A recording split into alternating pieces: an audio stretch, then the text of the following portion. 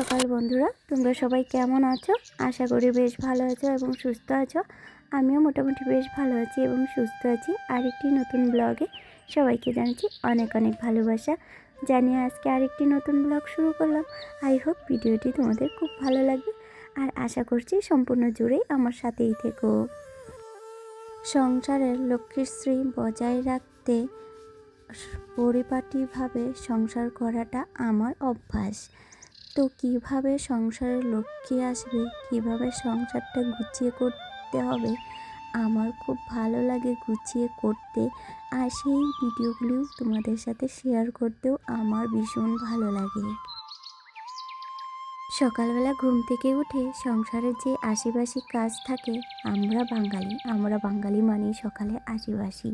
তো আশিবাসি কাজগুলো সেরে কিন্তু আমি চা বানিয়ে খেয়ে নিলাম। আর সকালবেলা তোমাদের দাদাভাই গিয়েছিল বাজারে, তো কিছু বিস্কিট আনার ছিল আর ডিটারজেন্ট শেষ হয়ে গেছিলো সেগুলো।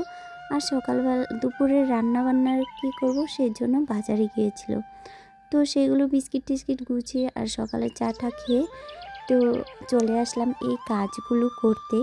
তোমরা তো জানো, আগের ব্লগে দেখিয়েছিলাম যে তোমাদের দাদাভাই কিছু প্যান্ডেলের কিছু ডিজাইন বানিয়েছে। তো সেগুলো এখন কাজ কমপ্লিট হয়ে গেছে, জিনিসগুলো নিয়ে গেছে। তো এখন দেখো কতটা নোংরা হয়েছে। তো সেগুলো কিন্তু ঘরবাড়ি কিন্তু একটু পরিষ্কার করতে হবে। এখন যেহেতু কয়েকদিন কাজ হবে না, তাই ভাবলাম এইগুলো কিন্তু বাইরের ওই সাইডে রেখে দিই, না হলে কিন্তু দেখতে উঠানটা একদম খারাপ দেখাচ্ছে। তার জন্য আর কি সকালবেলা আগেই কিন্তু চাটা খেয়ে আগে এই কাজগুলো করে নিচ্ছি। মানে দেখতে এতটা খারাপ লাগছিল, তাই ভাবলাম না সকাল সকাল আগে এই কাজগুলো করে নিই। তাই আর কি দেখো এগুলো পরিষ্কার করে নিচ্ছি। আর যেগুলো দরকারি সেগুলো কিন্তু পিছন সাইডে রেখে দিলাম, আর যেগুলো ফেলে দেওয়ার আছে সেগুলো কিন্তু এখন ফেলে দিব। দেখো কত নোংরা জমেছে, তো সেই জন্য আর কি এগুলো ফেলে দিব।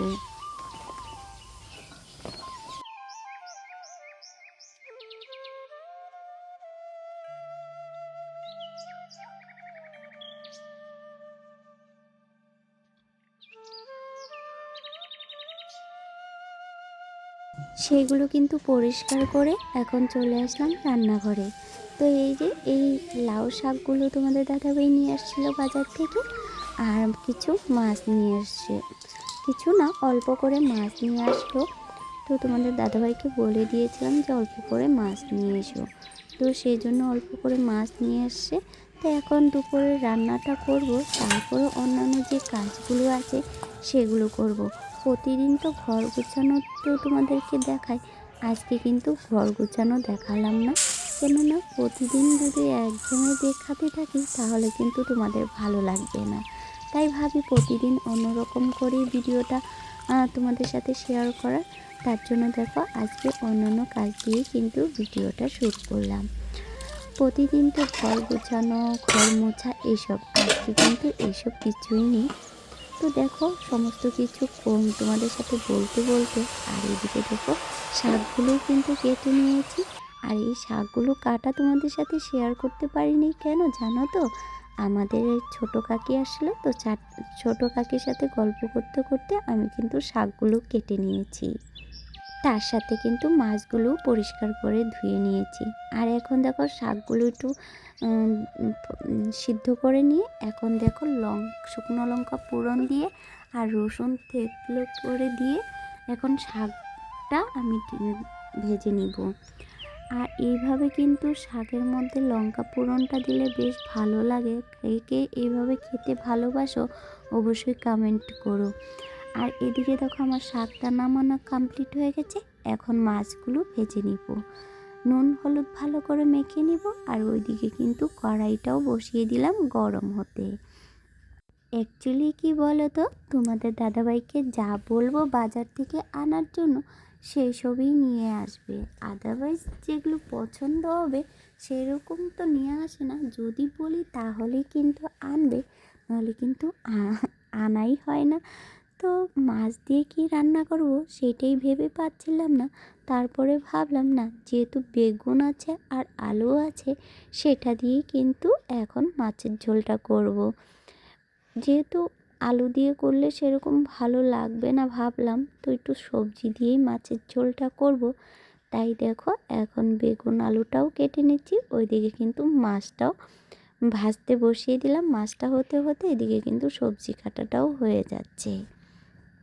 আর এদিকে বেগুনগুলো আমার কাটা হয়ে গেছে, আলুগুলো পরিষ্কার হয়ে গেছে, তো মাছগুলো একটু উল্টে দিলাম। আর এদিকে দেখো আলুগুলো এখন টুকরো টুকরো করে কেটে নিচ্ছি। আর জানো তো, আলুগুলো আগে হালকা তেলে ভেজে নিব, তারপরে কিন্তু বেগুনের সাথে অ্যাড করব। নাহলে কিন্তু কি বলো তো, আগে বেগুনগুলো গলে যাবে আর আলুগুলো কিন্তু সিদ্ধই হবে না। তার জন্য আমি আলাদা করেই কিন্তু আলুগুলো ভেজে নিচ্ছি। আর এদিকে দেখো আলুগুলো ভাজতে বসিয়ে দিয়ে আমি করে নিচ্ছি মশলা। আমি শিলনোড়াতেই মশলা বেশ ভালোবাসি, তার জন্য আমি শিলনোড়াতেই সবসময় মশলাটা করে থাকি। আমি শুধু মশলার মধ্যে করছি ওই শুকনো লঙ্কা, জিরা, এইসবই পুরন মানে বেটে নিচ্ছি। আর মাঝখানে ভিডিও স্কিপ করে গিয়েছি। আর এখন দেখো প্রায় আমার কষানোর ঝোল টোল দেওয়া শেষ, মাছও দেওয়া শেষ, মাছের তরকারি নামানো কমপ্লিট। আর এখন চলে আসলাম, ওই যে বললাম না যে উঠানোর মধ্যে অনেকটা নোংরা জমেছে, তার জন্য ভাবলাম অনেকবার ঝাড়ু দিয়ে পরিষ্কার করেছি কিন্তু দেখতে এতটা খারাপ লাগছিল, তাই ভাবলাম যে একটু গোবর দিয়ে মাটি দিয়ে একটু লেপে দেওয়া যাক, তাহলে দেখতেও ভালো লাগবে।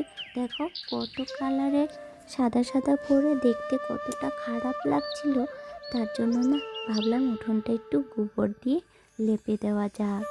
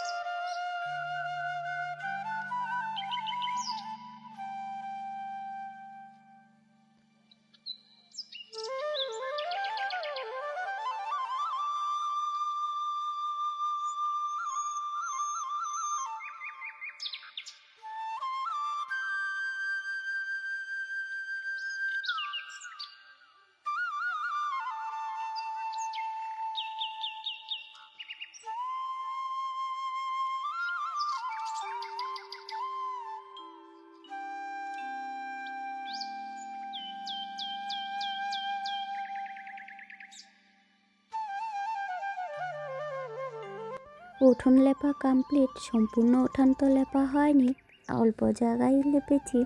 আর দেখো রান্নাঘরে যে রান্নাবান্না করার পরে যেগুলো বাসন বের হয় সেগুলো কিন্তু বার করে রেখে দিলাম। আর এদিকে ভাবলাম জামা কাপড়গুলো বাসন মাজার আগে জামা কাপড়গুলো কেচে ধুয়ে মেলে দেওয়া যাক। তার জন্য দেখো জামা কাপড়গুলো কাচতে বসে পড়লাম, তারপর জানো তো ওই বাসনগুলো মাজবো। জামা কাপড় মেলে তারপর বাসনগুলো মাজবো। আর ওইদিকে গরম জল বসিয়ে দিলাম তাতানের জন্য, তাতানকে চান করিয়ে দিব। কালকে জানো তো, কালকে আমরা যেহেতু ভুটান গিয়েছিলাম তাই কিন্তু চান করানো হয়নি, তাই আজকে ভাবলাম ওকে একটু তাড়াতাড়ি করে চান করিয়ে দিব। আর এদিকে দেখো রোদটা প্রায় আমাদের খুব কমই, যেহেতু আজকে আমি নদীতে যাইনি, বাড়িতেই জামা কাপড়গুলো কাচলাম। যেহেতু অল্প জামা কাপড় আর অনেকটা বেলাও হয়ে গেছে, প্রায় ওই এখন বাজে 1টা। আর এখন আমি যদি নদীতে যাই অনেকটা দেরি হয়ে যাবে, তাই ভাবলাম না বাড়িতে কেচে তাতানকেও গরম জলটা বসিয়ে দিলাম। গরম জল হতে হতে আমি এদিকে জামা কাপড়গুলো মেলে নিব, তার জন্য আর কি বাড়িতেই। তো চলো আজকের ব্লগ এই পর্যন্তই, ভালো থেকো সুস্থ থেকো, টাটা।